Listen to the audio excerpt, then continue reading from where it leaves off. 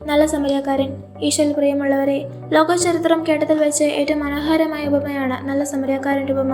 മുറിവേറ്റ വഴിയിൽ കിടക്കുന്നവൻ എതിരാളിയാണെന്ന് അറിഞ്ഞിട്ടും കൂടി, ഈ വഴിയിൽ അധികം തങ്ങുന്നത് താൻ കൂടി ആക്രമിക്കപ്പെടാൻ ഇടയാകുമെന്ന് അറിഞ്ഞിട്ടും കൂടി ആ മനുഷ്യനെ ശുശ്രൂഷിക്കുകയും അവനെ തൻ്റെ കഴുതയുടെ പുറത്ത് കയറ്റി സത്യത്തിലാക്കുകയും ചികിത്സയ്ക്ക് വേണ്ട പണം നൽകിയിട്ട് ഇനി ഇതും പോരെങ്കിൽ തിരിച്ചു വരുമ്പോൾ താൻ തന്നുകൊള്ളാമെന്നും കൂടി പറയുന്ന മനുഷ്യൻ്റെ കഥ.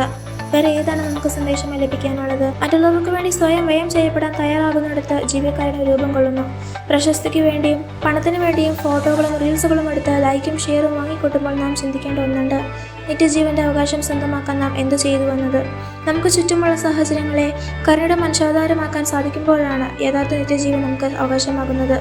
ജാതിയുടെ മതത്തിൻ്റെയും പേരിൽ തമ്മിൽ തല്ലുമ്പോഴും ലഹരിയും മാഫിയയും പ്രണയക്കണികളും യുവതലമുറയെ വഴിതെറ്റിക്കുമ്പോഴും സ്വാർത്ഥ താല്പര്യങ്ങൾക്ക് വേണ്ടി പാവപ്പെട്ടവർക്ക് നീതി നിഷേധിക്കുമ്പോഴും സ്നേഹവും കരുണയും വറ്റിവരണ്ടു പോവുകയാണ് ചെയ്യുന്നത്.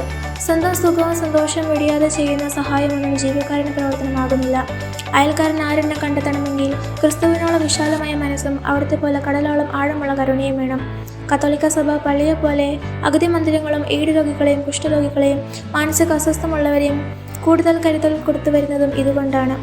സഭയുടെ മുഖം നന്മയുടെ മുഖമാണ്. സഹായിക്കുന്ന കാര്യങ്ങൾ പ്രാർത്ഥിക്കുന്ന കാര്യങ്ങളെക്കാൾ വിശുദ്ധമാണ് എന്ന് മദർ തെരേസ പറഞ്ഞിട്ടുണ്ട്. നമുക്കും നല്ല സമരിയാക്കാരനാകാൻ പരിശ്രമിക്കാം.